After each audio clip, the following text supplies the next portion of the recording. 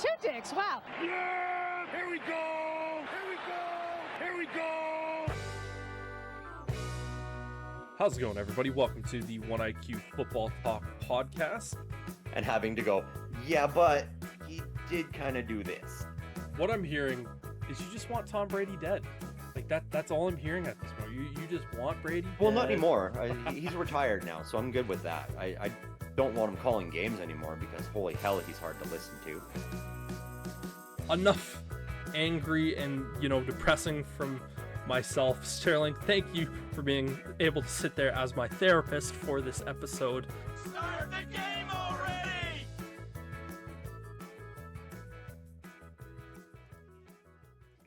How's it going, everybody? Welcome to the 1IQ Football Talk podcast, and we are officially in the Combine week of where there was a lot of stuff that was kind of ultimately talked about this week. And right now, as we're recording this, the running backs are currently running their 40-yard dashes. But as always, first off, Sterling, my friend, how you doing? Doing all right. Weather's improved here, which is nice. It's always good to see the Combine. This is a big day for Pittsburgh at the Combine. Two of their big positions that they need to be figuring out. So I'll probably be watching a little bit more of it today than I have the last 2 days, just being at work and all that. But yeah, nice weather. Got a little bit of football stuff to talk about, so that's nice. Yeah, and this was kind of a weird week coming into it because obviously we had talked about how the Rams had given permission to Matthew Stafford's team to basically just go out and talk with other teams about his value. And at first it was interpreted as his team is going out in seek of a trade. And then it was actually, it's not a trade request or anything of the sort. It's basically just Matthew Stafford's team talking with other teams going, what would you pay Matthew Stafford here at this point? And then Matthew Stafford ended up signing an extension with the Rams yesterday. But for me, this whole week, I'm just sitting back going, why would any team actively try to pursue Matthew Stafford properly? Because here's the thing, we all kind of knew that this was a play by the Rams to ultimately find the value. And again, it's not like Matthew Stafford was a free agent. He still had time on his contract. The only way another team was going to be able to get Matthew Stafford was to trade for him. And again, when we're talking about the teams that were likely going to trade for a Matthew Stafford, it was the Raiders, it was the Giants. Funny enough, I didn't actually hear a lot of talk about the Steelers potentially going down that route, but again, it wouldn't have surprised me if they were. Yeah, it was early in the process the Steelers did. They basically went, okay, well, what are you going to want for him? They didn't value him at anything. They were like, how much are we going to have to pay for him? Yeah. And then that's how everybody found out that it was, minimum first round pick along with another pick or a prospect. And I think that was when Pittsburgh looked at it and went, yeah, no. Yeah. We look around at what else is there and what we've got in place. We're out. And for me, I sit back and I say, if a team, like the best possible spot, if, for instance, Matthew Stafford were to leave the Rams, probably would have been Pittsburgh. They have the defense. They have a really good young offensive line that should only be getting better. The problem is that you don't know what your running game is going to look like. You don't know what your receiving game is going to look like. And you have Arthur Smith calling plays. Yeah, see, and that's sort of it. Like, I looked at Matt Stafford and I was like, that's a move for Pittsburgh where you can't just do a straight up Matt Stafford. We know Cooper Kupp's available too. That would have been one of those situations where you got to go, okay, we're taking both of them and we're paying more. That way Stafford has a familiar piece here with him. Yeah. That was the only way. And then I looked at that going, well, now you're going to have to part with a first, probably a second and a fourth next year, and possibly even something like George Pickens or Calvin Austin going back the other way too. And so then it becomes a hefty price tag. But that would have been the only way I would have been happy to see that happen. I was very clear last week when we were talking that a lot of these aging quarterbacks I'm not really interested in seeing on the Pittsburgh Steelers just because we don't have the pieces in place to develop the next guy behind him yet. Yeah, and this is one of those quarterback draft classes. Again, speaking because again, combine the quarterbacks are going to be thrown today. Is we've talked about this class, and again, we're semi segueing away from Matthew Stafford. I'll end up getting back to that point in here in a minute. But this is a quarterback class where you want one of those veteran quarterbacks on your team to usher in some of these guys. And basically, this is a perfect class to have a veteran quarterback who has 1, maybe 2 years left, draft one of these lesser known quarterbacks in, or not lesser known, but less talented quarterbacks in the second, third round, and then go like, you're going to sit for a year, maybe potentially even two. That way you can get experience in the NFL. But the problem with that is you need a coach that has a lot of stability on his hand, because you can't have one of these coaches that's like, oh, hey, for instance, like the Giants, where you have a Brian Dable who is pretty much going to be the first guy to go, we would expect, going into next season, throughout next season. If you bring in a veteran quarterback and you go, oh, the plan is to develop this second round guy with this veteran guy, you can't have that if you're in that sort of situation. You need a coach that's, for a fact, is going to be there for 3 years at minimum to go, we're not going to have too much crazy change. And that, to me, that's just any smart business plan for a quarterback that you draft in general. This is why I've always been pissed off with the way that the Bears have ultimately gone through their quarterback head coach scenario, of where the last three guys have been all drafted to coaches that were on the literal hottest seat that you could possibly be on, to only see them all get fired either in the season or at the end of the season. And this is a really good class to develop those, but it's just the question of who really has that tenure. And really, there's only about two teams that I would say, if you can get a veteran guy in there and draft a younger guy, if you have a bad season, you know that you're not going to be fired. And that is the LA Rams. I knew I'd get back there, because let's be honest, if the Rams have a bad year and they just go through injuries again, and there's no way that Sean McVay is going to get fired. And No. the only other guy is the Raiders with Pete Carroll. Pete Carroll just got the job, and that Brady and now new GM Spytech are going to look at this situation and go, we're not going to fire Pete Carroll if it's one bad year. And it's a situation of where we have a veteran quarterback, we draft a guy, we're still going to have this plan in place. The problem is there's not any other real spots. And again, with the Raiders, they don't even have that veteran quarterback yet. That's going to be a no, and that's discussion why for they later. were the one of those ones that were in the running for Matt Stafford there, because they need that veteran in there to develop a quarterback behind. Like even with Pittsburgh, we don't have the ability to develop a quarterback, so that's the issue that they're in right now. Yeah, it is. This year's class, again, if you're not one of the first 2 or 3 teams in this year's class, where it's going to be Cam Ward and Shador Sanders are going to be top 5 picks. I do not have either one of those guys as top 5 grades, but we always talk about the quarterback position. You could be the 30th player in the class and still be a top 5 pick at quarterback, because it's simple. The most important position in sports is quarterback. We say it week in, week out, where if you don't have a quarterback, then you have no shot at winning a championship. It's People want to talk about Brock Purdy. Well, Brock Purdy is a quarterback. He is someone who has been able to do it with his team, and he has the talent. But again, if you don't have that guy that you can either win with or win because of, then you're just kind of sitting there with your arms up in the air going, I guess we can just play football. Yep. And it is going to be really, really interesting to see what teams do, because again, we look at the Titans. This is a team that does not have quarterback help. You can't properly look at Will Levis and go, this is a guy that we can move on from the future. They have the first overall pick. They rightfully have the first overall pick. This is not one of those teams where you go, man, like it was just a really bad year of where a player got hurt that really derailed their season. The Titans were bad, man. And like we knew coming into this season that they were going to be a bottom 5 team, and they were. They were the worst team in football this year by a pretty large margin. And they're a team that's looking at this going, we might not draft one of these quarterbacks because neither of these guys are probably going to take us to where we need to go. See, and I don't entirely disagree with that for the Titans myself because of the fact that I'm the same as you. Like I look at Ward and Shadur Sanders and like Ward, I would be happy taking Ward in that like 11 to 16 range if Yeah. I was drafting there. Shadur, I would even drop down into the 20s, at that point. But like for Tennessee, looking at that with the veterans that are out there, even if we take Matt Stafford off the table, because as we discussed, he did re-sign with the Rams now with an extension.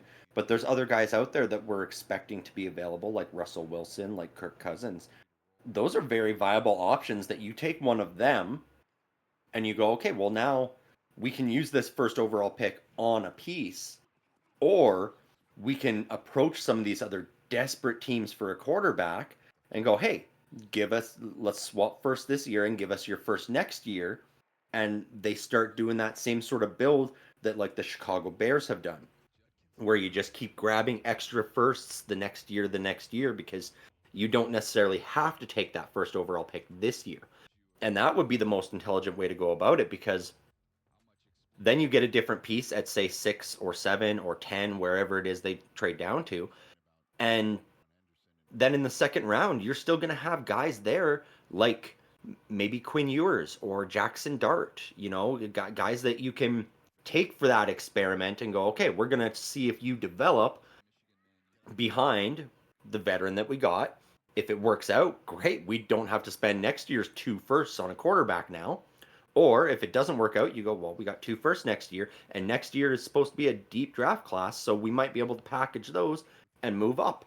Unless we finish bad enough, we end up with the first overall again, a la the Carolina Panthers, who didn't get to use it.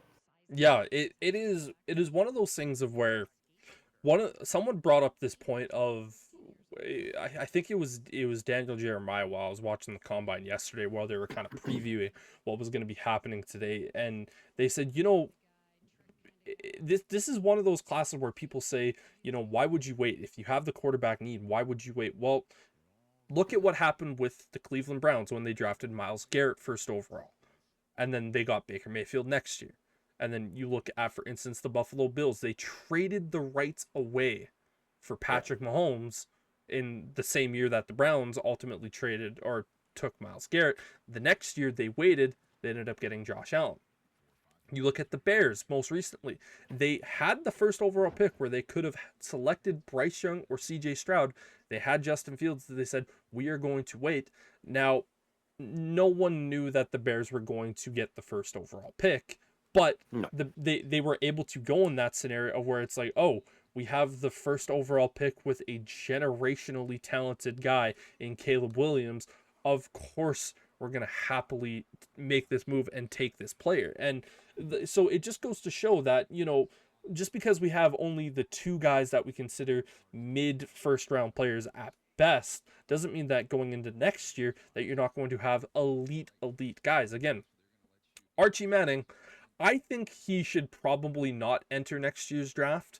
I think Yeah. for him, I would love to see him play full next year. And again, he is going to play the full next year. We know that in case of injury, knock on wood, that doesn't happen. But I would love to see him stay that extra year at Texas, just because we're seeing when quarterbacks have more time on task entering the league, i.e. Jaden Daniels, i.e. Bo Nix, that they were able to come into the league and have a little bit less of that stumbling out of the gate process. Now, Caleb Williams played 2.5 years as a starting quarterback in college. That is nothing to, just upturn your nose at and just go, oh, that's nothing. Mm-hmm. But when you have a guy like Jaden Daniels, who had 5 years of starting quarterback experience, and a guy like Bo Nix, who had 6 years, it is, you kind of look at that and go, man, that is very, very valuable. And not to say that, Archie Manning doesn't come out next year, first overall pick, and doesn't turn into the generationally talented Manning that we've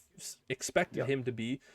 But I think teams would go, man, we would like to see you've had more than 15 games of starting experience at the college level. Because that's realistically what he's probably going to have. Because he did have a couple of games. I think it was maybe 3 or 4 this year. But it's one of those things you go, man, we would have just loved to have just that little bit more. Yeah, I agree. And I mean, those couple of games, you're coming in as a replacement for Quinn Ewers, who's just out hurt, and so it's not your team. Right now, it is effectively his team, Yeah. that Texas Longhorns. And I like that too. I think the NIL deals will start to foster this a little bit more, which is really good. It'll convince players to stay in college that little bit longer, play that extra year, because they're still able to make some form of an income doing so. And so they can look at it and go, well, now I can finish my education properly. I can hone my craft that much better. Whether it improves my draft stock or not doesn't necessarily matter, in my opinion, because then you're entering the league in a much better place to see success earlier in your career, which is so fundamental right now in the NFL. We see it so often where if you're not successful at any position, we talk about the quarterback being the most important, but any of those positions, if you're not successful within half of your rookie contract, we see teams starting to move on from these players, whether it's cutting them, whether it's trading them for mid and late round picks. It just, there's not as much patience with these owners anymore, where they see a guy and they're like, it's not working. We're either changing your position or you're out. And so staying in college that extra year or sometimes even 2 is going to be so much more beneficial to these players. It's going to solidify them places on rosters a lot more, I think. Yeah, and when we talk about Archie Manning, particular in this instance, it's one of those things where he's making a ton in NIL. So he comes from a very rich family. The Mannings.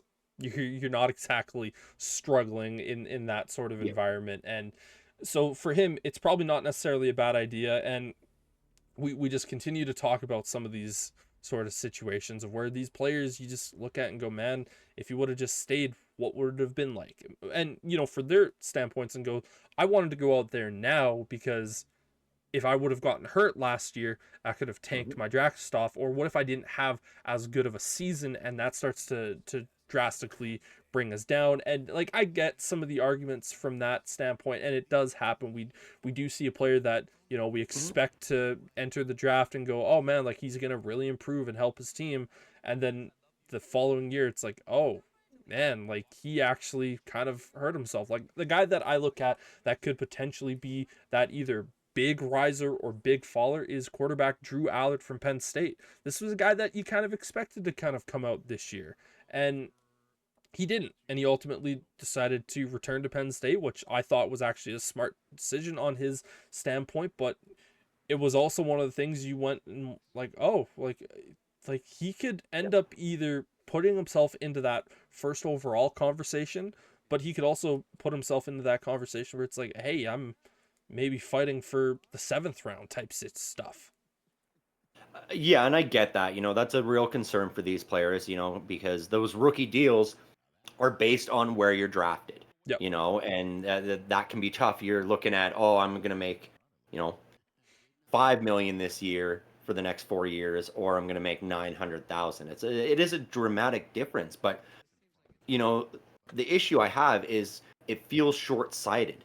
A lot of these players, if you truly want to play in the NFL, you need to be looking at the big picture more and going, my rookie deal is not where I make money. It's my first contract after the rookie deal. That is always when guys get that big payday if they are good. And if you're good enough, you should be looking at that and going, I don't care where I get drafted. If I'm developed well enough and I'm knowledgeable enough, I can go on to any one of these 32 teams, make an impact, and all of a sudden be a top 20 paid player at my position.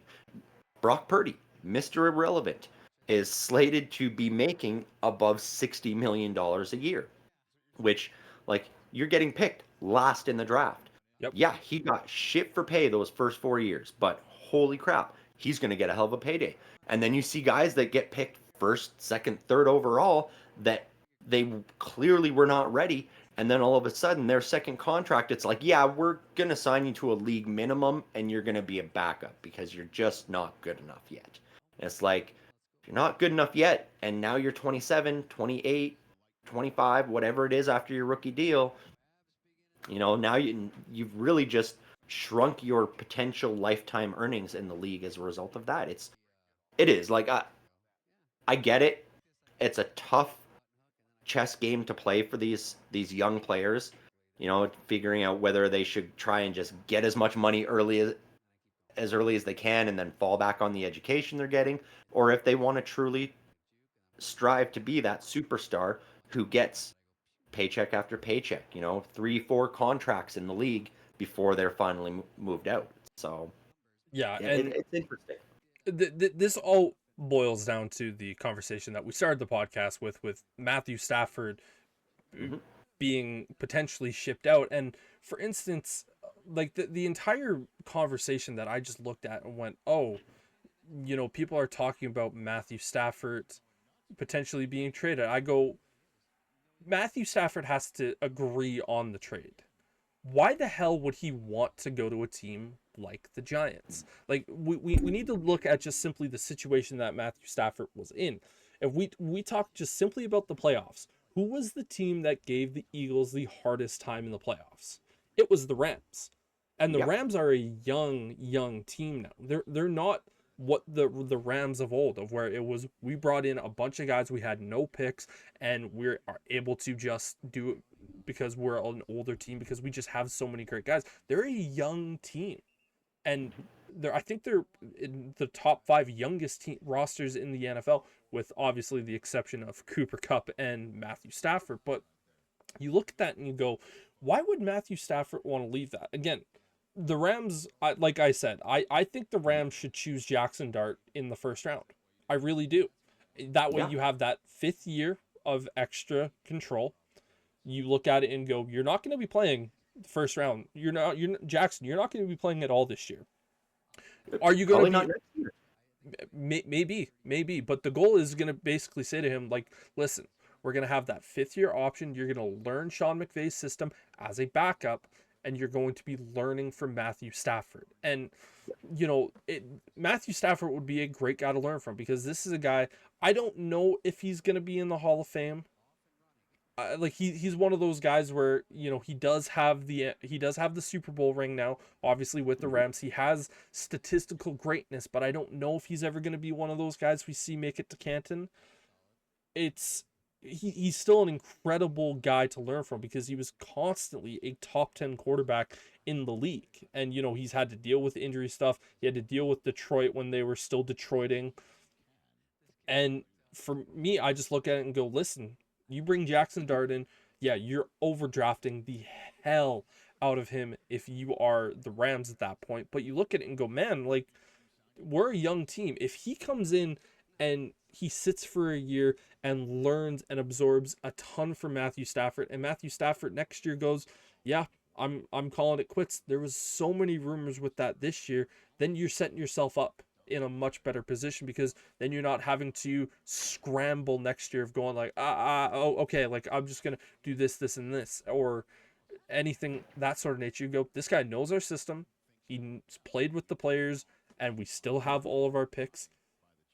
And that's a great situation. But even if the Rams don't do that, Matthew Stafford, they're going to be able to draft someone and develop that guy and make this team even younger with this, and just get it even that much better. And I just go, why would Matthew Stafford even entertain the idea of leaving or going to the situation of like, yeah, I'll go to the Giants. Yeah, they're clearly, yeah, yeah. Or I'll go to the Raiders and have to face Mahomes, Herbert, and now Bo Nix twice a year, all those guys. Yeah, I mean, I don't think Matt Stafford would have turned down the trade if it came to that. I think this was a both sides in agreement. The Rams were like, we understand you want an extension. We can't afford to overpay you, though. Like, we can't give you a big contract. We have to start looking at the future. And Matt Stafford was probably the same thing. He's like, yeah, I mean, I'm nearing the end of my career, but I want an extension. I want that security in case I do come back feeling good enough that I think I can play for 3 more years, Yeah. until I'm 40. So I want that deal. And so I think that's where it was. Both sides going, okay, well, go see what teams are offering to pay. And if we think it's reasonable, we will match it. And if we don't, and you're comfortable being traded there and they offer us what we think you're worth, then we will make a deal. And so I think it was very amicable on both their sides. Totally. And it was brilliantly played by both of them as well. There was no animosity, there was no negativity in the press. It was just straight up business of we want him back, but we can't afford to pay him a top 10 deal, and so whatever another team is willing to extend him, maybe we'll match it. Yeah, it's and again, I think it was more Matthew Stafford saying, "Listen, I'm a Super Bowl winner. I'm one of the best quarterbacks still in the league right now. I should be Mhm. paid top 10 money." And I think Well, because we talked about when he first signed that extension with the Rams, where it was, man, like this is going to be a deal that is good to finish his career off with because mhm. you're not going to be paying him a crazy amount. You're not going to be paying him top 10 money. And he just simply says, I just want top 10 money this year, guys. Like that's just simply what I want. Yeah. Well, and I think a lot of teams or a lot of people are undervaluing the Rams right now just because of the way their season played out last year. There was a lot where near the end of the season, it was just the Rams clawing their way into the playoffs because they were, behind in the standings. And it's like, you forget though, Cooper Cup was out. Puka Nakua Puka was out Nakua for was most out. of Like the early parts of the there were year. injuries all around on that team, and that was what caused the early season breakdowns there. If that team is healthy, they are one of the only ones, as we discussed, that is capable of challenging the Philadelphia Eagles right now in the NFC. And so keeping Matt Stafford was the best option for the Rams, 100%. And you know how I feel about developing quarterbacks. I would love to see them do exactly that and overdraft somebody in the first round and have them learn the system, because that is a situation where you go, you might not be the most talented, but we can make you the most prepared. And preparation sometimes is so much more valuable than just pure talent in a league like the NFL, where it is so much more team based, than somewhere like, say, the NBA, where you can be the most talented guy and take over a game and go, yeah, I'm going to score more points than every other player on the other team, so then we can win. I'm You gonna be can't do Luca that and as drop easily in the 72 NFL, in a game. right? Yeah, And and so those are situations where I like that. That was what I always wanted Pittsburgh to do when Ben was there, and it just didn't play out that way. This would be the best way for the Rams to turn around what at one time was viewed as a horrible trade because they were selling so much of their future. And now they're back to the point where they've got first round picks and they're getting that youth injected into the system, and it's working out for them. They're going to be able to ride this out and not have to enter those pains of rebuild like we see so many teams do when they sell their futures. yeah, this is gonna come as a shock, but I'm gonna say something nice about the Packers. The way that the Packers have ultimately gone about their last 30 years of Hmm. quarterback play has been nothing short of, without a doubt, the best way to do it. And people that have watched this before and heard our differences between talking about drafting and development of quarterbacks is more people would say that you are leaning towards the idea of sit and wait. And I have been, well, if you're a good enough quarterback and you're drafted in the first round, you should be playing. That has always been my stance. And I say that for every position. If you're drafted in the first round, play.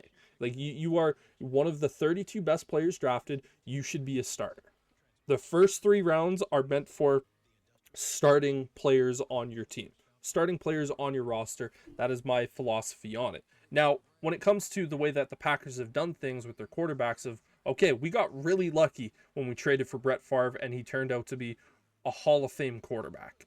We did the smart thing by getting lucky that Aaron Rodgers was still late in that draft process. Again, that would have never happened in today's draft process. So they Yeah. got lucky with that, and they were able to develop him into one of the best quarterbacks that we've ever seen.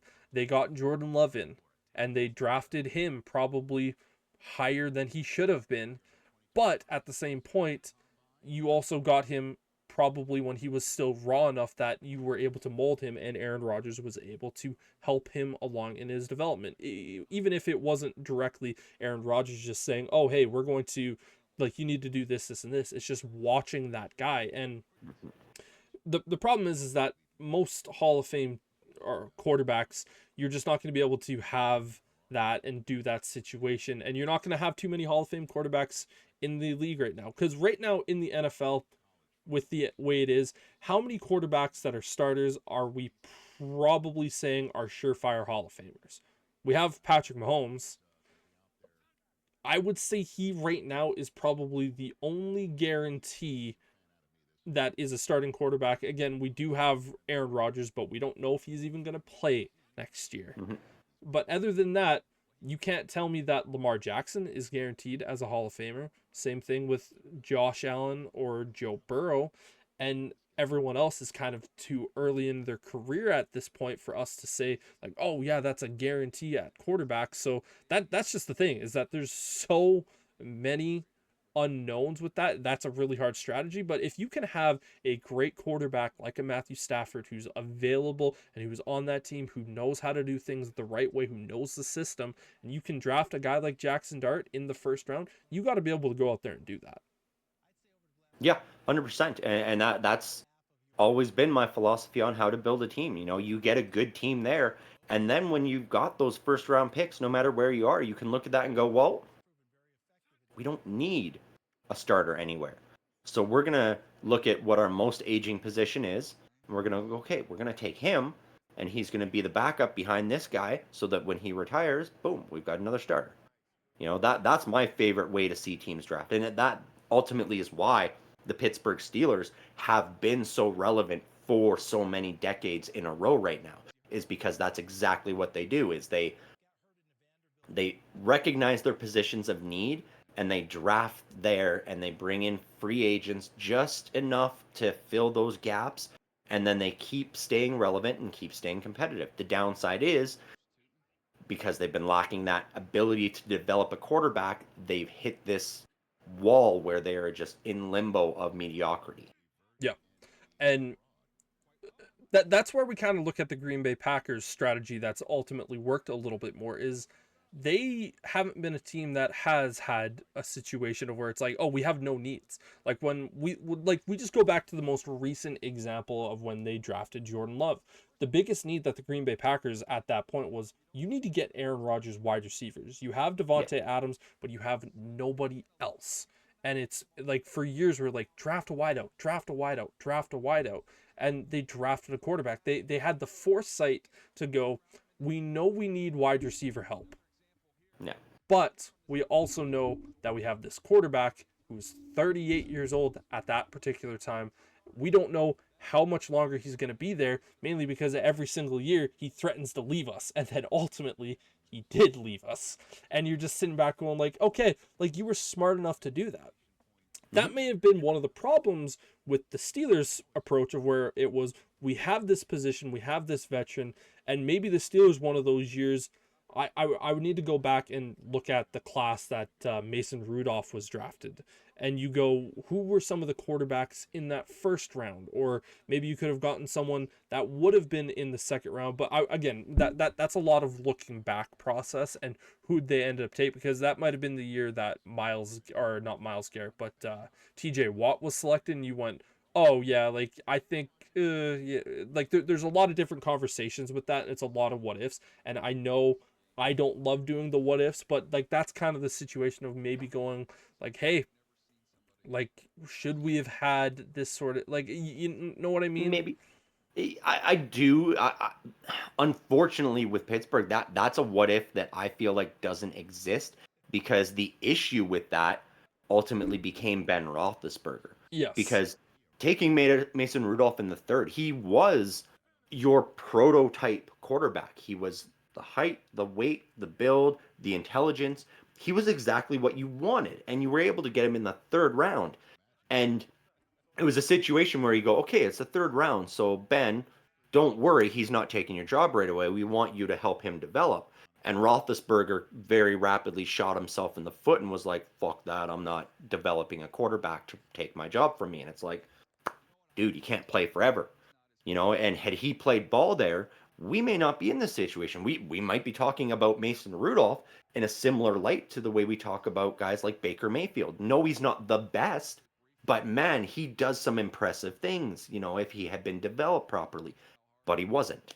And so that's where I think even if you had spent that first round pick or the second round pick on a slightly more talented, he still wouldn't have had that development. He still would have been stunted, and he likely would still be playing for another team at this point because of the way things played out. And Yeah. that is another issue that we see is a lot of times the egos of the players take over the game plan of a general manager and sort of just, it's like that meme of, a guy riding a bike and sticking the stick in the spokes himself and going, what the fuck? Who did that? And it's the team themselves that end up doing it to themselves. It's painful to see, and I wish there was a little bit less of that in the league, but I understand because it's so competitive, you're always going to have that ego and that, no, I'm the best, I'm the starter, I don't want this guy behind me who is younger and looks like he might be good because then I might lose my job. I understand it, but I don't like it. Yeah, so I can kind of agree with you for the most part about that, but now looking at the actual draft class, the Yeah. Steelers, because we know Mason Rudolph was 2018. The Mhm. Steelers ended up drafting in the 28th pick Terrell Edmonds, safety who just ultimately never panned out. Yeah. Yeah, I think most Steelers fans would say if they would have drafted Lamar Jackson instead of Terrell Edmonds, because again, Hmm. we know Mason Rudolph didn't really get starting time till year 3 into his career Yeah. before kind of Roethlisberger started to teeter. And then ultimately, after that, the year that Ben Roethlisberger retired, they ended up drafting Kenny Pickett. Hmm. I look at this and go, yeah, we all know Ben Roethlisberger didn't want to help Mason Rudolph out. But then again, Brett Favre didn't want to help out Aaron Rodgers. Aaron Rodgers was a little bit more accepting in helping Jordan Love. But it's kind of one of those things where you look at that and go, Lamar Jackson was available, and the Hmm. Ravens did that exact thing of where they said, listen, we have Joe Flacco here. Joe Flacco is closer to the end of his career. Funny enough, he wasn't at that point, but you know, the Ravens No, kind of I, nailed I that one. agree. That's a situation where you get a good enough guy and you go, okay, well, it doesn't matter that you don't want to develop him. Well, go play somewhere else then, and we'll just use him like that. But again, like you said, what ifs in hindsight 2020, like Yeah. at that time when Lamar Jackson was drafted, the entire narrative was, oh, he's just a running back that plays quarterback. Yep. And so that's why he fell so far in the draft because a lot of teams were like, can he develop a pocket presence? And I mean, even to this day, there's still question marks around that because we look at his play and so often it's just him running with the ball. Yeah. And yeah. So like Yeah. again, I'm one of those people that hates the, oh, if Yeah. you would have just done this and that, Right. towards I like hate it. seeing redrafts. Yeah, I do too. And one of the things that I'm seeing a lot of really stupid fans do is, I can't believe the Bears passed on all these guys. It's like, got Right. like Caleb Williams had the worst head coach in football last year. He had one of the worst offensive coordinators last year, and still put up 20 passing touchdowns, had less than 6 interceptions, and had Hmm. 3,500 yards. Like Right. that by no means is bus talk. No, and I mean, we've talked about it before where the place a guy gets drafted to matters so much. It's Great. more important The than Chicago where. Bears take Patrick Mahomes all those years ago instead. Uh, Patrick Mahomes is not the same guy as he is now because he didn't learn from Andy Reid. He didn't learn that system before he started. He got thrown in there with what was it at that time, Matt Nagy? It was Matt Or Nagy when he got drafted. Matt Nagy was his first year. Then Matt Nagy went to Trubisky and the Bears the year after. So it was probably Eric Bieniemy was the offensive coordinator, but okay, it was and still a exactly. And situation so, of like where, yeah, that's just it. Like it's not. It wouldn't have worked out for Patrick Mahomes in Chicago, in my opinion. We wouldn't be talking about Patrick Mahomes possibly usurping Tom Brady. I don't think the Chicago Bears, with Patrick Mahomes getting drafted, go on and win what, 4 Super Bowls or Yeah, whatever. Like three Super Bowls at this point from Mahomes. right? And like that's where so many pieces have to fit perfectly with those first round picks as well. It's not just about this guy's so talented, because Patrick Mahomes coming out of college wasn't super highly He touted. was raw He as hell. Exactly, and that was the key. He was raw. He came in, he sat behind Alex Smith. He learned everything from Andy Reid, and here we are 6 7 years later, and Andy Reid is still his coach. Yeah. That is such a fundamental thing. Now, when it comes to Mahomes to Chicago, I still think Mahomes would have been a really good quarterback, because I truly believe that the DNA of quarterbacks is like either you're going to be the guy or you're not. I think Mahomes has that DNA that he would have been successful in all 32 buckets, maybe just not as successful as he is now. The one of the best examples was, what if Mahomes was drafted to the Bears and they showed the Super Bowl where it's just he's constantly under duress type situation. That is kind of where he probably would have been. It's kind of like what we saw with Caleb Williams this year, where it would have Yeah. been probably some clusterfuckery for sure, but we still need to see that growth and development. But yeah, like I agree with you. Like, you have those sort of situations where you're drafted is also very, very important. Again, we talked about Jaden Daniels.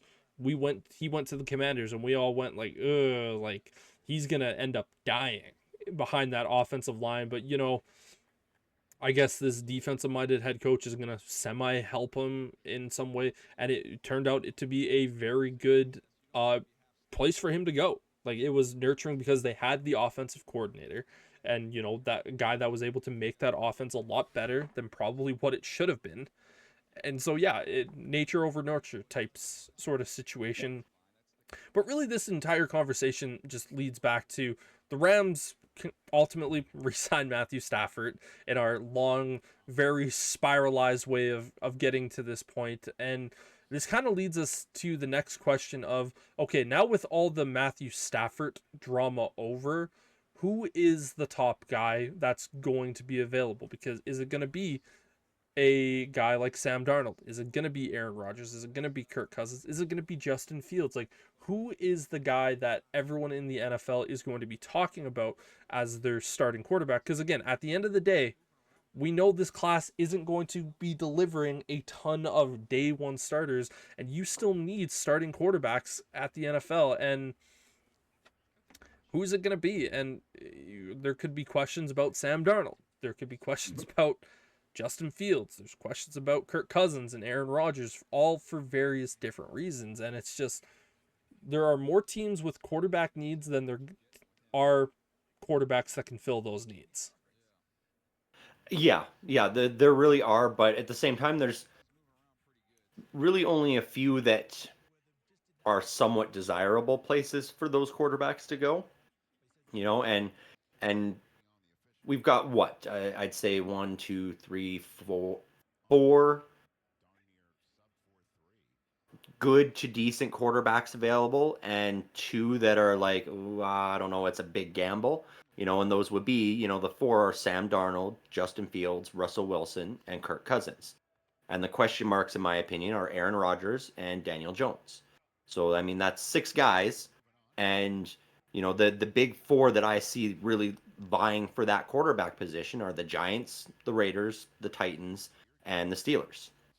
And so the question is, are those four teams going to land those four better guys, and where do they necessarily land, and what is the purpose of it? Is it, we're signing this guy and he is who we want for the next, depending on who it is, 5 years, 10 years, or if it's someone like a Kirk Cousins, it's only going to be 2 or 3.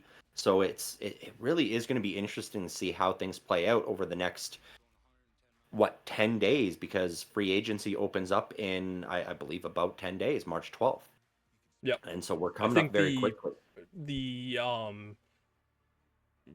area of time where you can actually talk to players and agree on deals without actually signing is, I think, March 9th. So Yeah. we'll Yeah, get I to think see it's the that. Friday before. So next Yeah. Friday, ultimately, I believe, is when that will come into effect. So next weekend, we'll see a lot of the speculation and a lot of the teams probably having meetings over next weekend. So unfortunately, it'll likely be happening while we're recording or after we've finished recording. And then we'll see a lot of that breaking news the following week of where these quarterbacks land, you know. And you and I have spent a lot of time the last few weeks speculating over where these guys may land. So, but feel free to go back and check out those podcasts, see what we were talking about, where these guys land. But you know me, I'm always happy to talk more about it, and especially because my team right now is so desperate to find that quarterback. Yeah, and we spent a good portion of last week's podcast talking about the Steelers and kind of their really just uh-oh sort of situation that they're in when it comes to the quarterback spot, because again, they're not in a premium spot of where you could feel comfortable with them drafting a quarterback, because they're what, pick 20, I believe, at Yeah. this point. Maybe they just shock us all and they just say, fuck it. With the 20th overall pick, Pittsburgh Steelers draft Jackson Dart out of Ole Miss, and we go, oh, okay. Like, Yep. okay, like, listen, I've been talking about the Rams thinking that they should draft Jackson Dart in the first round and overdraft him. This would be a very big overdraft, but if I'm the Oh yeah. Steelers, I'm looking at them going like, okay, who did you sign as a veteran free agent Hmm. to usher in this year and allow Jackson Dart? But that's going to be a big question. And before It we is. even really can get to any of the draft conversation, we need to see where these quarterbacks go. And the problem with some of these guys, for instance, like the Aaron Rodgers or the Kirk Cousins, none of those guys are day one of free agency. Like we might have to go 2-3 weeks before we even see either of those guys get signed. Now, Russell Wilson signed technically before free agency started because he was released by the Broncos, and the Steelers were able to just kind of jump on that real quick. And the Yep. idea was for the Steelers in that season, it was okay, well, Kenny Pickett's going to sit behind Russell Wilson and learn. And then it was Kenny Pickett being a bitch. And then it was the Steelers going, okay, I guess we'll draft or trade for Justin Fields because we all know the Bears aren't going to have him anymore. Yep. And Right. And then Kenny Pickett went and won himself a Super Bowl, and Justin Fields got benched for Russell Wilson, and a whole bunch of drama started because of it, and it's just a bloody mess, is what it is, man. But thankfully, this week we saw some interviews with Omar Khan, and he started to lay out the groundwork a bit for the media and was like, look, you know, we get you guys are all in a panic, and what are they going to do? How are they going to remedy this? He's very calm about it. He has a very set plan in place, and he understands that the number one thing right now for this team is to figure out who the quarterback's going to be. Because yes, we need another wide receiver. Yes, we need a running back. Yes, we need a cornerback. But until you have your quarterback, you all, don't know what you need for that wide receiver. You yep. know, like I was talking to a guy this week, and I said very clearly, I was like, you don't sign the wide receiver first, because depending on who the quarterback is, that's the difference. You know, even just the two quarterbacks that Pittsburgh had last year, Russell Wilson, Justin Fields. If you bring back Russell Wilson, you want to go out there and find a guy like an Amari Cooper who is really good at getting those moon balls, because that is what Russell Wilson specializes in. If it is Justin Fields, then that's the point where you go, okay, we want to go out and get a guy like Cooper Kupp, who is very active over the middle of the field and within 10 yards, because that is where Justin Fields is most comfortable throwing the ball. And so that is why it's so fundamental to find the quarterback first, because you need to know what skill set you need out of that wide receiver in order for the quarterback to succeed. Yeah, And so I'm and very happy to see Omar Khan laying that out and knowing and realizing, hey, our quarterback needs to be day one free agency. You know, the tough thing is we don't know what the Vikings are going to do necessarily with Sam Darnold yet. And that is a big key piece, because if Darnold's available as well, that makes it a three-man race in Pittsburgh for which quarterback signs there. yeah, again, this entire situation for the Steelers has really just been, what are they gonna do? And like, I've been saying it for the last few years of just the situation that the Steelers have been in is they're just going to be in that middle of the ballpark. They're always going to be out of contention for that quarterback range. Even if we had like 4 or 5 quarterbacks that were slated to go in the first round, like what we saw last year, Hmm. it even at 20, the Steelers are still shit out of luck, and they would have to go up and trade assets to go get that guy. And now, again, it's great to have constant success and be up there, but sometimes you need to have that one bad year. And again, you don't necessarily need the first overall pick. Again, hell, Denver proved that you could get the the sixth quarterback taken in the draft and still have him be pretty damn effective. And Mhm. now, again, it's just not that class or that year for that. But the Steelers No. aren't putting themselves in that position. And again, Karn makes a great point. You need to know who the quarterback is before you can start laying down the groundwork, before you can start building and making everything shiny. The Yeah. quarterback is the foundation of your team, and once you have your foundation, you can build around him.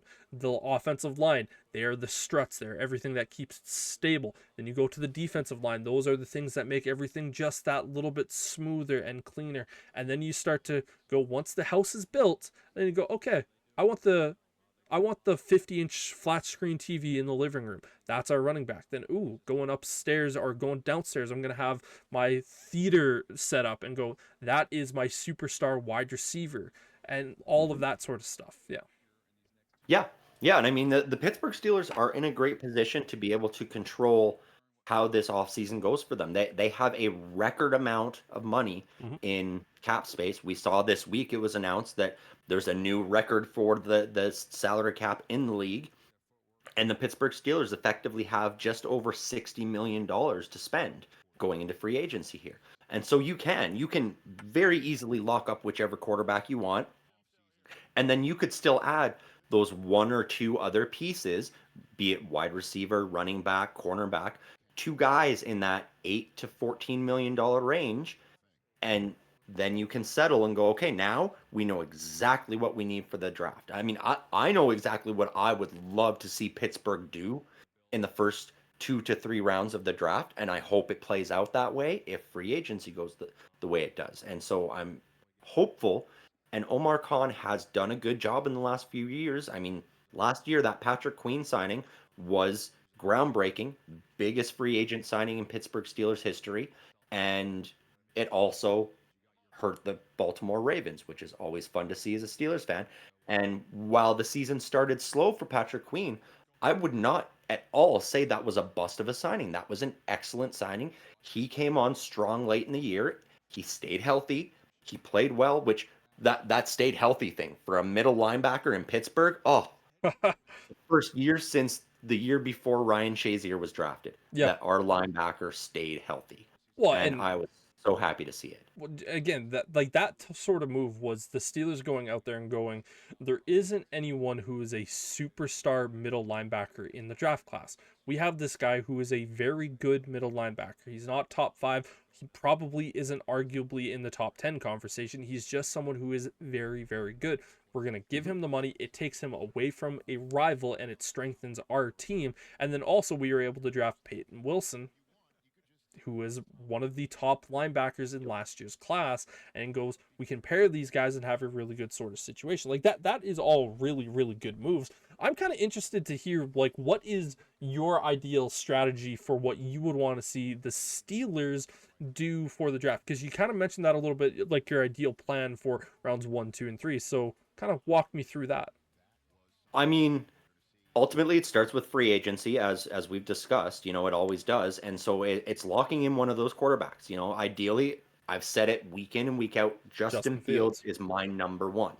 That is who I would love to see them sign. Give him a 4-year deal. You know, pay him well. Give him the true chance. If you can't get him, Sam Darnold. If we have to bring back Russell Wilson, so be it. I don't really want to see anything outside of those three, though. And then if you're able to do that, that allows you to go and sign a wide receiver two somewhere at some point in free agency. Be it an Amari Cooper, or maybe you do make a trade and throw a next year's draft pick for Cooper Kupp or something like that. And then we get to the draft, and really at that point, then you go, okay, our needs now are quarterback of the future, wide receiver of the future, a running back, and another corner to play opposite Joey Porter Jr., who is sort of our franchise corner right now. And so round one for me is I can't remember his first name, but Egbuka, the wide Oh, receiver out of Mika Ohio Ibuka. State. Yeah. Yeah. Like that is my number one on my draft board for this Pittsburgh Steelers team. You get that wide receiver in the first round, and that sends a clear message to George Pickens as well. It's like, go ahead, throw a hissy fit right now over what we just drafted. We'll cut you before the season starts if you do that. Otherwise, you go, okay, look at what the Bears had last year. You know, they had DJ Moore, they had Keenan Allen, and they had Romo Dunze. Romo Dunze. You know, and so now, depending on who they sign, like say they get Cooper Cup, and you go, okay, well now we've got George Pickens, we got Cooper Cup, and we got Ibuka. Like that's a great 3 set with Justin Fields throwing the ball. That's not too bad. And then you go to the second round, and at that point, you got to hope for a little bit of luck and for a couple of guys to fall. I know the Steelers have interviewed basically every quarterback at the combine. I can't remember who the third one was, but 2 of the big 3 that they were going after was Quinn Ewers and Jackson Dart.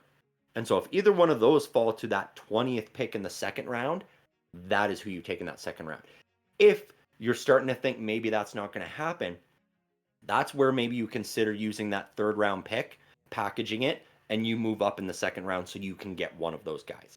Because late in the draft, that 4th, 5th, 7th round, because we don't have a 6th, it's the Bears pick.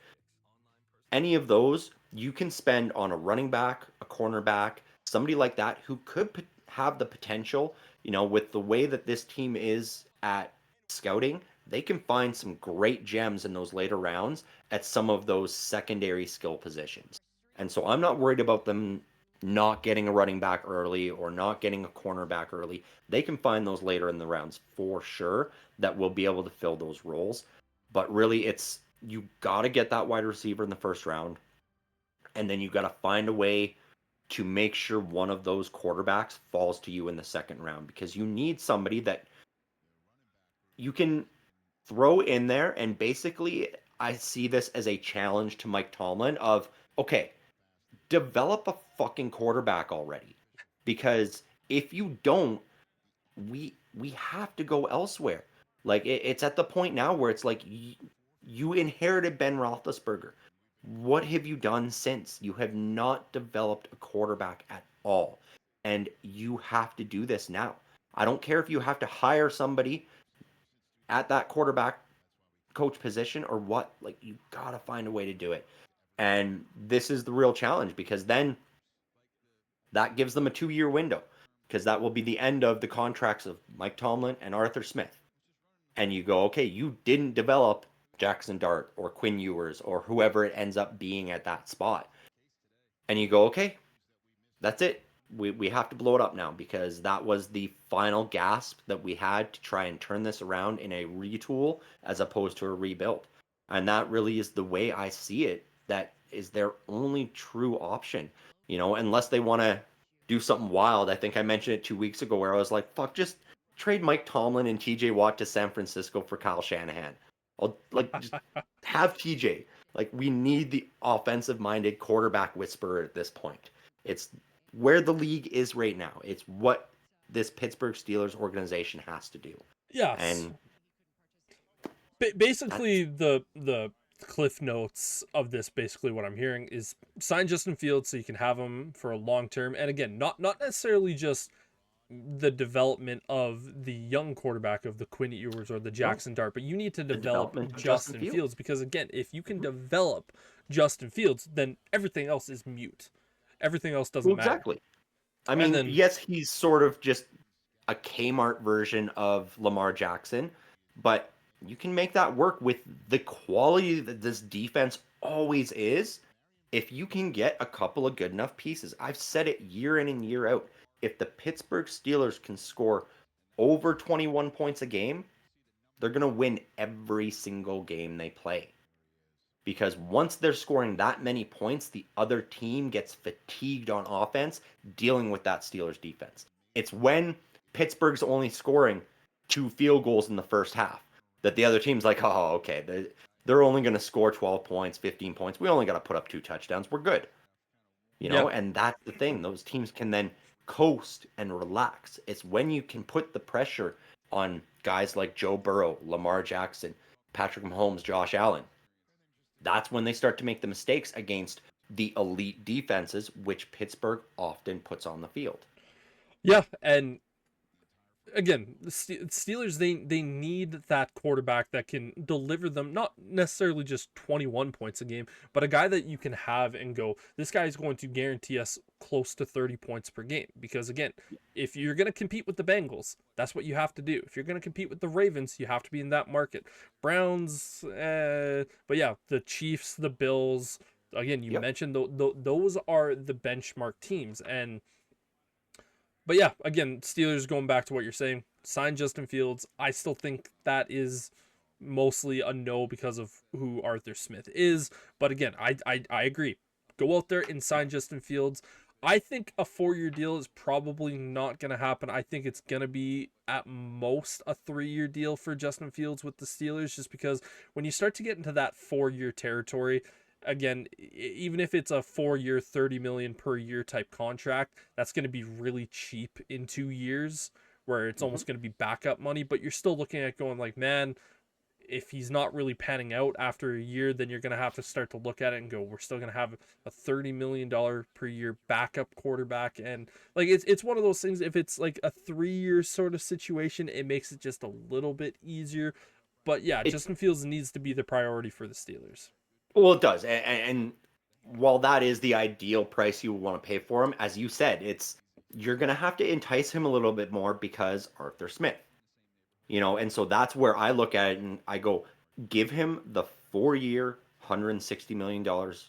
He's making 40 million a year for the next 4 years, and in 2 years, if that doesn't pan out, even $40 million, you look at that and go, okay, well, that's a bargain for a team that is maybe desperate for a quarterback at that point. And so if it's not working out in 2 years, you go, okay, well, there's X team and Y team that really need a quarterback. Justin's not working. We drafted another quarterback that we're going to take the chance with now. We're going to trade Justin Fields away for, a second round and a fourth round pick or something like that. And the other team's going to get a quality starter for a discount for 2 years while they start their rebuild. And so that's where I go with the 4 year at least.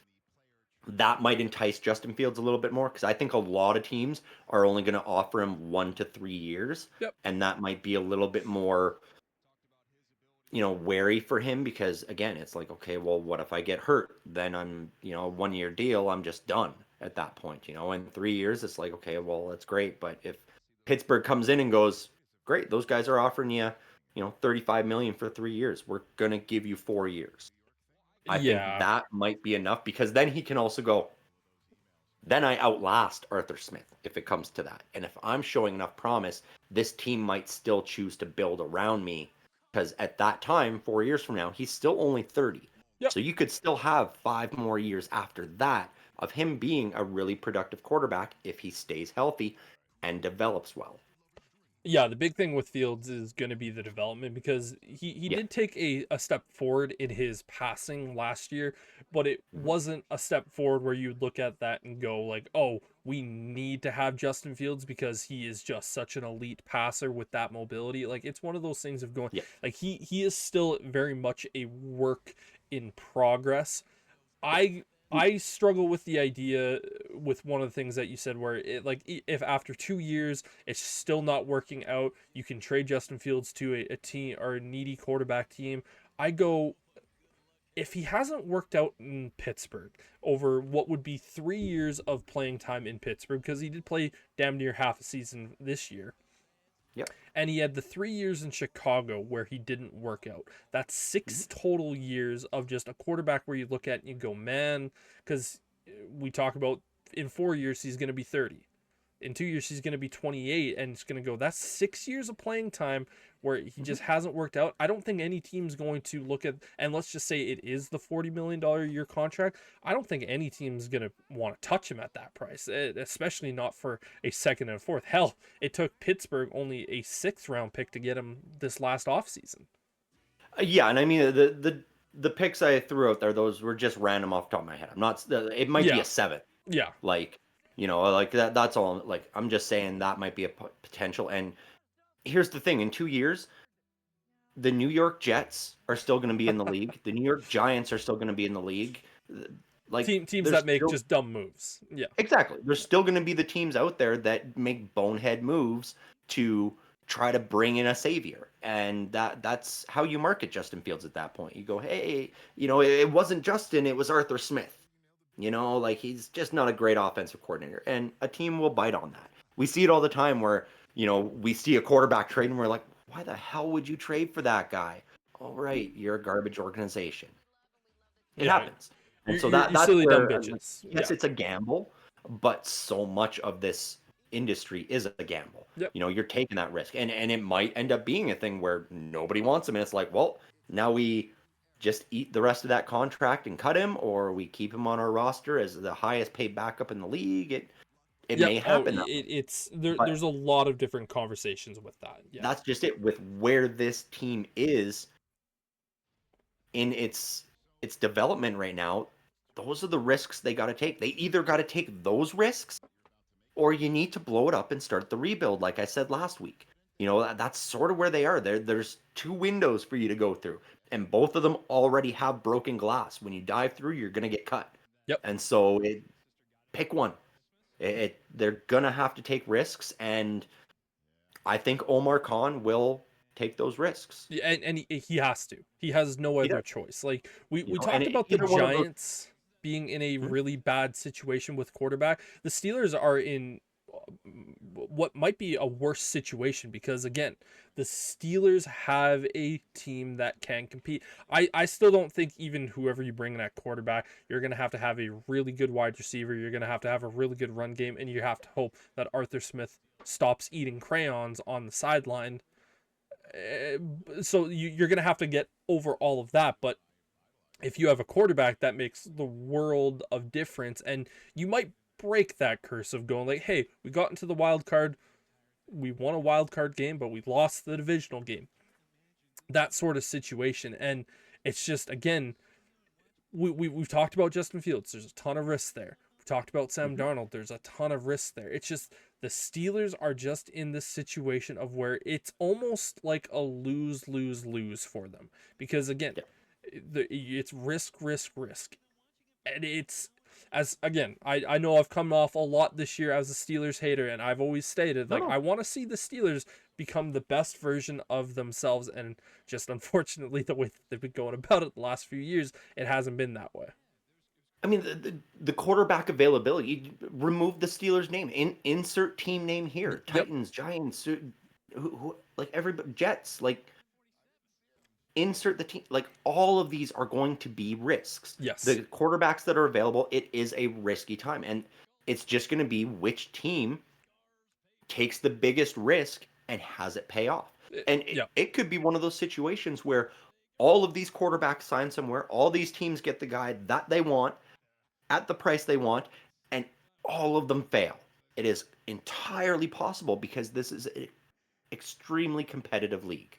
Yeah. And so it is so possible that that's what happens, and so be it. But if they're at least putting their best options out there and they're trying with what they've got, ultimately it still goes back to neither of us liked that Arthur Smith signing last year, but they weren't willing to shell out that extra to get a guy like a Cliff Kingsbury in there or anything like that. And so ultimately, that's what you got stuck with. Yep. And that's the bed that you made. You have to sleep in it. Exactly. Until the culture of this team changes and they realize we need to get more offensively minded. It's great to have the best defense or a top 3 defense every year. You can still have that while having an offensively minded head coach. You keep I've said it before. You promote Mike Tomlin to like assistant GM so that he doesn't have to leave the organization if he doesn't want to coach somewhere else. He can stay in Pittsburgh. He can still build his legacy. And then you bring somebody in at head coach that can call those plays and develop a quarterback and will be there for the next, if it's still the Pittsburgh Steelers way, the next 25 years. Yeah, and again, we talked so much about this Steelers situation this year, and there's just so many different things that could be in play. One of the other big pieces of news that broke earlier this week was the Kansas City Chiefs have franchise tagged Trey Smith, which was very annoying because around Super Bowl time, it was basically announced that the Chiefs will not be franchise tagging Trey Smith.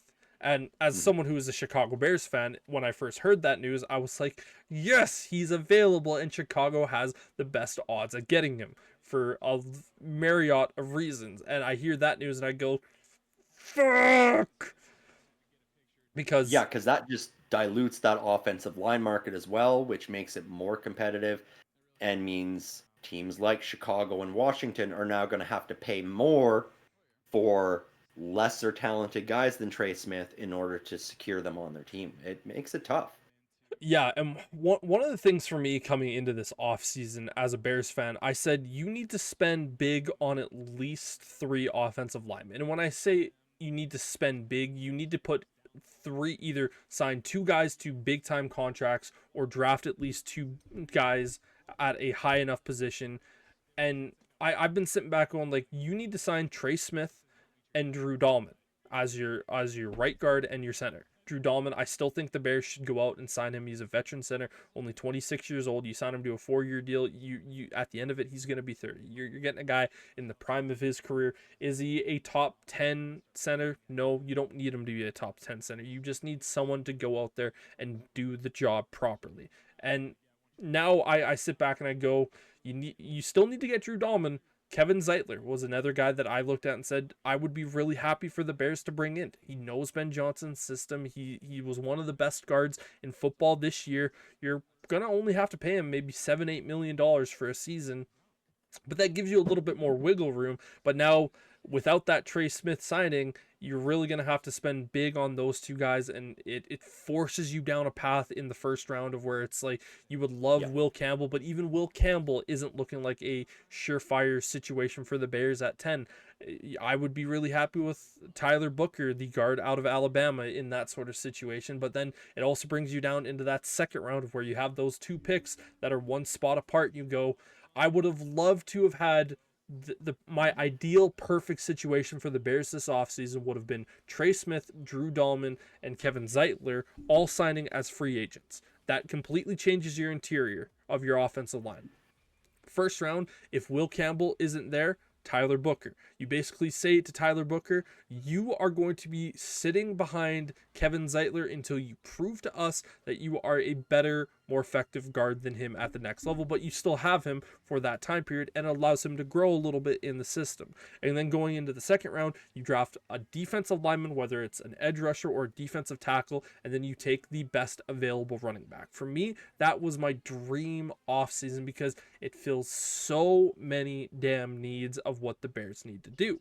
And again, we've talked about my thought process on what the Bears' needs are at this time frame, but now with Trey Smith there, that makes it a little bit trickier because even if you still draft a Tyler Booker and you get Drew Dahlman and a Kevin Zeitler, I still want to see an additional lineman taken with one of those extra second round picks. So that takes away one of the running backs. There's a guy Yeah. running today in Caleb Johnson.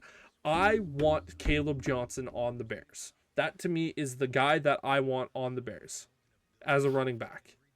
There's a few other guys that Yeah. I'd be really happy with for sure, but that's the Yeah. guy that I want in the second round. But with Trey Smith no longer being there, that makes that dream a little bit more difficult. Yeah, now you sort of got to hope for him to fall to the third because in reality, that defensive line is much more important than running back right now for Chicago. They need another edge rusher or an interior lineman on the defensive side of the ball. And so that has to be one of those second round picks for sure. And so if the other one's already dedicated to the offensive line, then yeah, makes it tough. Luckily, this is a fairly deep running back draft. And Yes, so I you're think going to be able to find starters in day 3. exactly. And so you'll still be able to find someone. And there are still going to be a few running backs, obviously not top level quality, but probably better than a starting rookie would be at that running back position anyway. And again, DeAndre Swift didn't play out the way you necessarily wanted last year, but you look at Swift's move set and skill set and you look at what Ben Johnson calls for an offense and you go, maybe he fits a little bit better with Ben Johnson because Ben Johnson does like to use running backs out of the backfield as checkdowns and and things like that. And so we might see some better quality out of Swift this season with Ben Johnson calling the plays. So I wouldn't entirely write that off for the Chicago Bears because that sort of could be something that comes out of nowhere and you go, oh, never mind, we didn't have to get a running back. Yeah, I the way that I view DeAndre Swift is he would be perfect in a two running back system of where Yeah. he's not an inside the tackles runner. That is his biggest knock against him. And the Bears, they don't really have an inside the tackles runner that you can properly rely on. I liked what I saw from Roshan Johnson out of his first year, and I think he was useful in his second year. He didn't take that step that I wanted to see him, and he could be a very good number 3 running back, but you need a running back that you can properly rely on, that can be your inside the tackles runner, and the Bears just simply don't have that guy. And DeAndre Swift, again, he was almost 1,000-yard rusher. Like, people kind of forget about that type of season, but again, you and I have talked about so much now. 1,000-yard running back is not that impressive anymore. It's like, okay, congratulations. I want to see you get to 1,400. That's kind of the new 1,000-yard mark for running backs. And yes, that's where I like the 1-2 punch at running back because there aren't a lot of guys that are going to be able to be that workhorse. You're not going to get a lot of Derrick Henrys and nope. Saquon Barkley's out there. And even Saquon Barkley shared the load a lot this season because he's had injuries in the past. Yeah. And so it honestly, with what the Bears need for a running back, it's really too bad that Najee Harris is going to want so much money because the Bears aren't going to pay him that kind of money. If you could get him on the cheap, he is just that. He will run through the tackles, and that's why Kyle Brandt loves him as an angry runs guy because he will run guys over. He's not going to be the fastest. He's not going to break a 95, 90-yard touchdown run, but he's going to get you consistent 7-yard runs up the middle if you need it. And that is a great thing to have. If you can get to 2nd and 3, that's golden. Yeah, very, very, very, very happy. And again, I'm talking from a Bears fan who's looking at going, we have 4 out of the 5 offensive line positions that need to be filled. You need a certified 3 tech at D tackle, and you need another edge rusher alongside Montez Sweat. And once you get past all of that, that is when you can start to play with a lot more of the fun things, like the running back, like the wide receivers. Again, the Bears don't need corners. Like, they just simply don't. Safety is one of those things that I kind of talked about. Same thing with kind of tight end. You're going to need someone else there because Ben Johnson loves 2 tight end sets. But again, you need to figure out the lines. I've been saying this for the last few years. I want to see investment in the lines, and the only big investment that the Bears have made to the lines on both sides of the ball was one with Darnell Wright, and the other was with Montez Sweat. This year, you need to throw all sorts of cash and draft assets because, again, there's a guy in Landon Jackson who's an edge rusher out of Arkansas, 6'7", 280 pounds. I would love to have that on the opposite side of Montez Sweat. But there's also a guy in the first round in James Pierce Jr. that I'd like to go, and I view him very much in the same way that I viewed Jared Verse, where it's, you draft this guy, he's going to have that potential defensive player of the year type status throughout the entire season. Unfortunately, you're going to have to make that pick number 10. That guy alongside Montez Sweat would be monstrous. I would love it. But for me, my entire draft strategy for the Chicago Bears team is going to be dependent on what they do in free agency. Because again, if they go out there and they sign a Kevin Zeitler, a Drew Dahlman, and let's just say they also bring in a guy like he was a guard for the Eagles or Mekhi Becton, who played guard for them.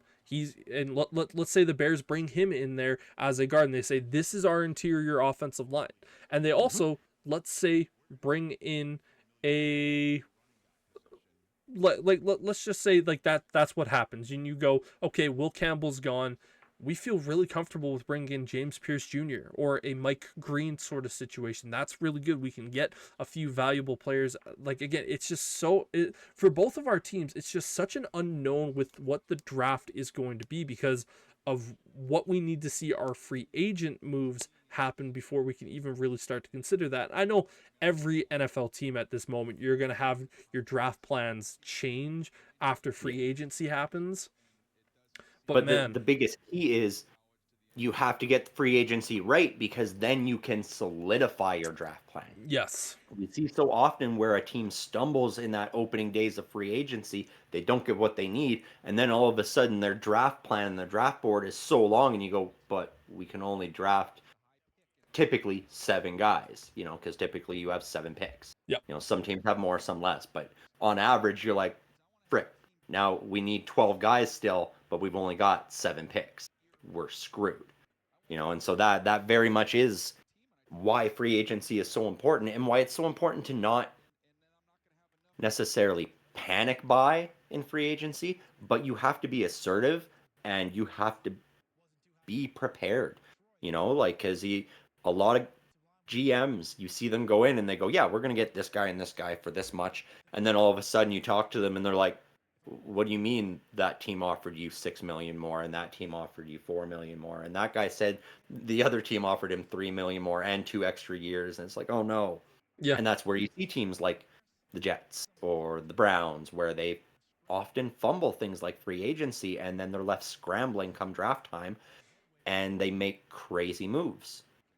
This is one of those weird years when it comes for free agency and the draft, of where you often see it going to be a situation of where it's a really really good draft and it's a little bit of a weaker free agency class, and vice versa, where it's a really good free agent class and it's not a really good draft class. This is one of those years where we kind of have a combination of both, not a really good free agent class and not really an amazing draft class, for instance, Yeah, because you're going to have a lot of starters, but you're not going to have superstars, for instance. yeah, exactly. Like I would put it like it's not great, but it's not bad. It's sort of like, when you've got your settings on things like Madden, it's like it's a balanced free agency market and it's a balanced draft class this year. Everything is on balance is sort of what it is. You're not going to, like you said, get superstars, but the odds of busts are a little bit lower because there is a solid amount of talent across a lot of positions. Yeah, And so you might go from like a 1A to a 1D instead of your usual 1A, 1B and down. There's like 4 or 5 guys at one spot that you're like, I could be comfortable with all of these. I'm going to pay a little bit less for the D than the A, but it's still going to fill that need that we have on the team. the way that I've heard this draft class described is this is a draft class full of starters as opposed to superstars, which is something I look at. I go, yeah, you need starters. Like, you You need a do. lot of very valuable starters. Unfortunately, you're not going to be a team that has superstar, superstar, superstar, superstar. I know the 49ers kind of tried that approach and they have had that approach. But even then, it's more like, oh, you have 3 superstars as opposed to every single position, and they just have a bunch of really good starters as well. And that's kind of what this class is. It's a starter year, but it's not a superstar year. It's just going to be a good year to just improve your team. And it's really, really interesting to see what's going to happen. And again, the big question is going to be the quarterback market, because again, we see those 4 guys that we've talked about, the Aaron Rodgers, we talked about the Justin Fields, the Sam Darnold, and Kirk Cousins. Those are the main staples. And then you also have Russell Wilson in that realm as well. So it's 5 guys that we're going to have to see where they're going to go, which is going to determine what's going to happen at quarterback at number 1 and who's going to be the teams that need to draft up.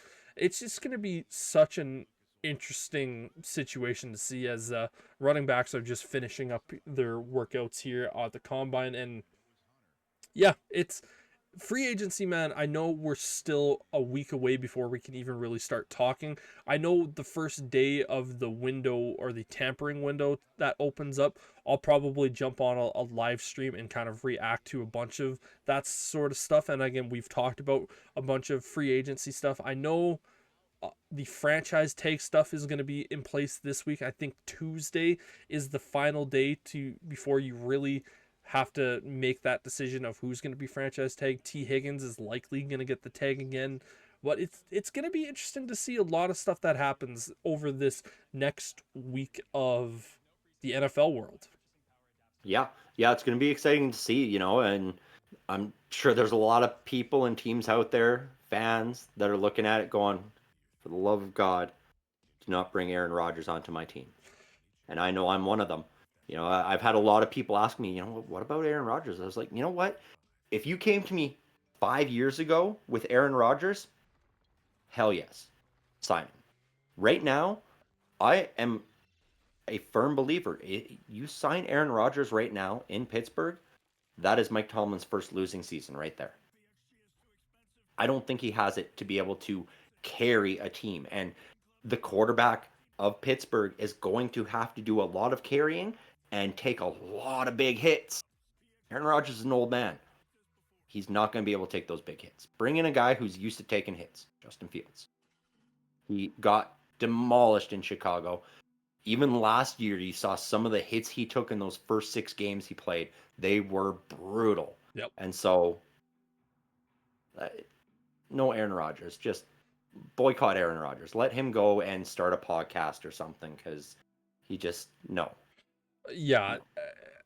When the Jets traded for Aaron Rodgers, I sat back and I was like, man, this Jets team, they're going to be doing some scary things, because I was still a believer in the talent of Aaron Rodgers at that point. And even coming into this last year, I was one of the people going like, man, like, yeah, he's coming off of the Achilles tear, but like this is still one of the most premier quarterbacks. And then this year it was kind of like, okay, like he's probably done.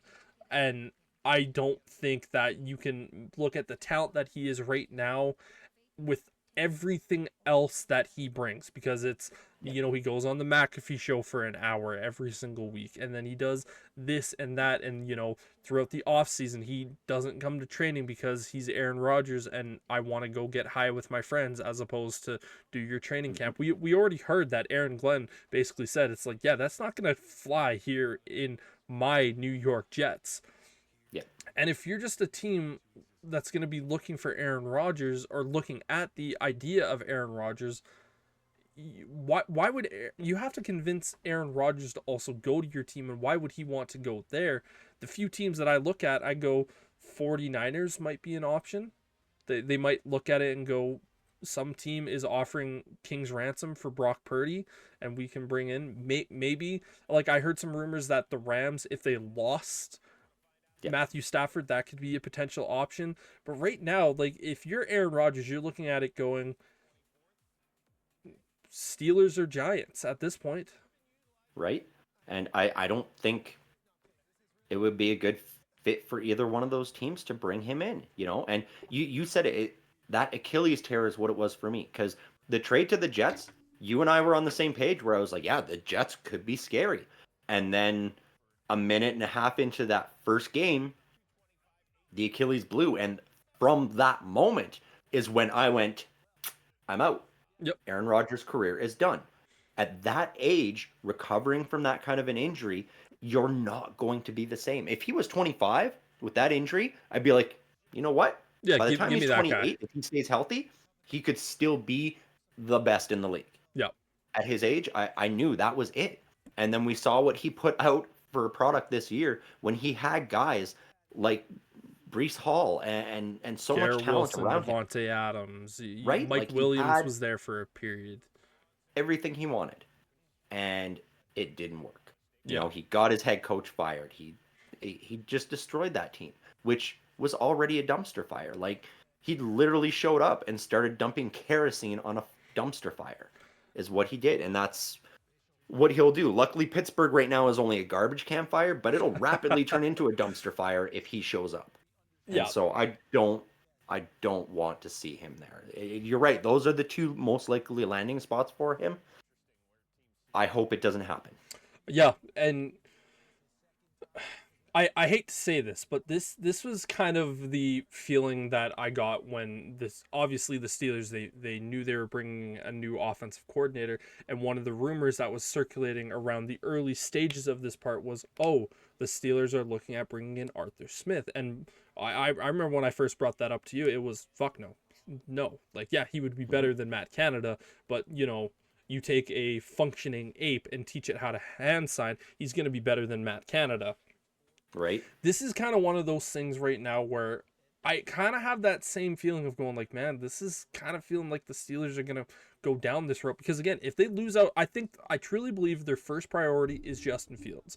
And if Justin Fields doesn't resign with them, they're going to very quickly rapidly change their focus to Russell Wilson. And Yeah. I think they will try to run it back with that. And I'm not so sure that Russell Wilson wants to play with Arthur Smith, and it could be that sort of Hmm. situation again. And maybe not. I I could mean, be reading the room a little bit wrong on that one. Russ has come out and said that he would like to stay in Pittsburgh. He is interested in staying there. That is known, but those would be the two best options. Like, why wouldn't you just run it back with one of the quarterbacks that already has a year of the playbook with Arthur Smith? That would Yep. be the most intelligent way to go about it. 100%. Without of a shred of doubt. But if you can't get either of those guys, and at that point, are you wanting to go all in on Sam Darnold? Because again, the team that gets Sam Darnold, it's all or nothing. It's not just like, oh hey, we're gonna get this 1 year deal. Like you are signing him to a 4 year, likely $200 million offer, and you're basically just saying to your organization, listen, everyone, it's Sam Darnold, and if he floats, well, if he takes us to new heights, great, we look like geniuses. But we need to make sure that he gets us to those new heights, because if he sinks, we sink with him. Like that's the unfortunate nature. And if they don't get Sam Darnold in that particular instance, then it's probably going to be Aaron Rodgers. Yeah, unfortunately, I can't remember if I said this last week or not, but if it comes down to that, I would rather have Daniel Jones. Because at least it would just be a simple year, a year of Well, Daniel and at Jones. least, like, of all the things we saw Daniel Jones do, we know he's really good at pitching the ball, which is what Arthur Smith wants. And so, like, at that point, if we lose out on Justin Fields, Russell Wilson, and Sam Darnold, just give me Daniel Jones at that point then. At least we got a starter. At least he can pitch the football. We can just base it on a run game. We'll go 9-8. We'll miss the playoffs. We'll get the 16th pick instead of the 20th, and maybe they can use that to trade up into like the top 12. Yeah, but That's both sort of of us best. have agreed that bringing Aaron Rodgers in wherever he goes is like bringing in a fast spreading cancer. It's just, It is. it's not a smart idea. No, no. The only places that would truly work is, as you mentioned, like if you've got a team that is completely built and you lost your starter, a la Brock Purdy getting traded away or Matt Stafford getting traded away, something like that. Sure, maybe the Cardinals, Kyler Murray gets traded away. Okay, we need someone there, but Yeah, maybe the Seahawks. Geno Smith isn't the guy. I mean, I'd much rather have Geno Smith than Aaron Rodgers. Me too. Yeah, Me too. Who knows? We're completely not even talking about the fact that we could see the full Brett Favre arc go, because Sam Darnold and Daniel Jones could go sign elsewhere, and they could go, oh well, JJ McCarthy's not fully healed. We need a quarterback. All right, Aaron, come be a Viking just like Favre did. You I'd know, hate that so much. it would be hilarious. Yeah, you would hate that because you're like, no, he was gone from my division. No, the reason why I would hate that a lot is because it's just history repeating itself. And I don't want Yep. to see the history repeat itself for a third goddamn time of where it's, oh, we saw Brett Favre leave the Packers, he goes joins the Jets, he retires, then he unretires, and then he goes plays for the Vikings, and then Aaron Rodgers goes wins the Super Bowl with the Packers and does this. I don't want to see that, because then the next logical thing is that Jordan fucking Love goes out and wins a Super Bowl, and I can't handle that. I want to see that organization burn, crumble, and just get absolutely destroyed. I don't want to see them have success. No, No, that's no, fair. I get that. That honestly, that's how all the AFC North teams feel about the Pittsburgh Steelers. That's why they don't want us to get a quarterback because they know once we do, they're cooked. Yeah. Yeah. No, Yeah, but no, I get that, man. I totally do. But holy crap, it would be hilarious if Aaron Rodgers did end up signing in Minnesota. oh, I would be so angry. I would be very upsetty spaghetti. I would not be Yeah. happy because then it's just I would be sitting back going like, I guess the Packers are winning the Super Bowl next year and I'm not going to be able to handle it.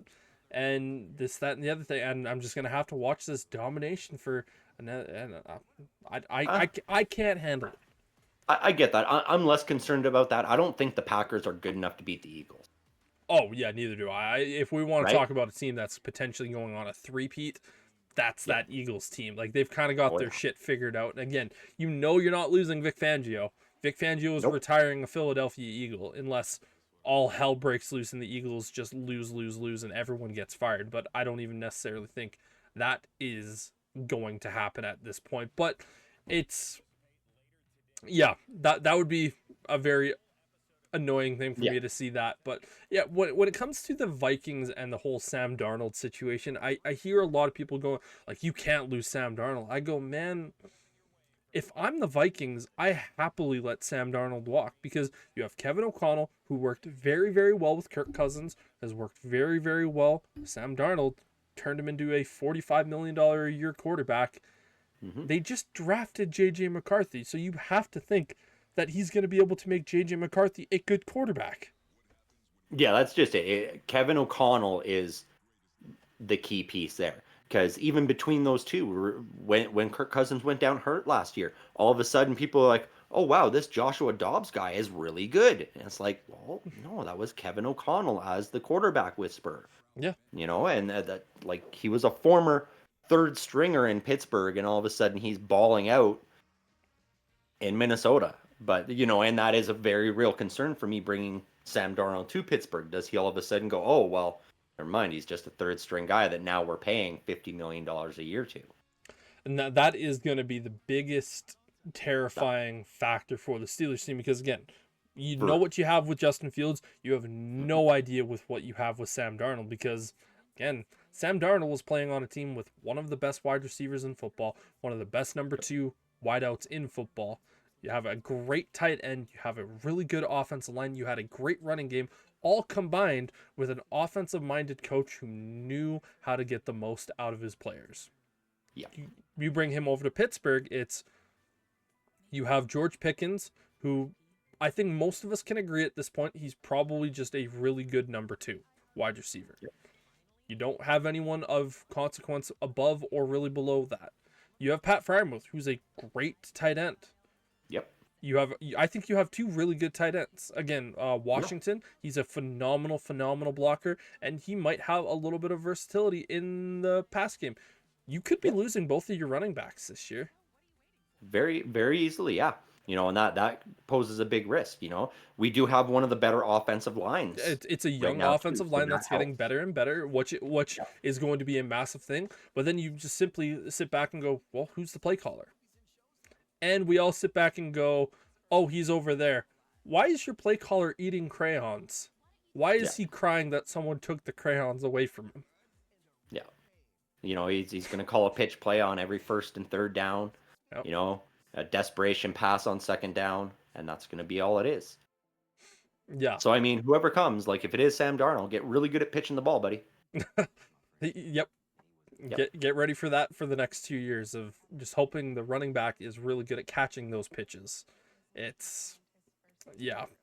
Well, I don't have anything more here today, buddy, and it is going to be a really interesting couple of weeks because this is kind of Yep. the calm before the storm, before everything kicks off. Like, I know once we get into next week, there's going to be a lot more conversations of, ooh, franchise tag this, and that. And then we can go really into that. Okay, well, this is a free agent move that's likely being talked about and blah, blah, blah. This is just kind of one of those, like, okay, we're going to be talking today.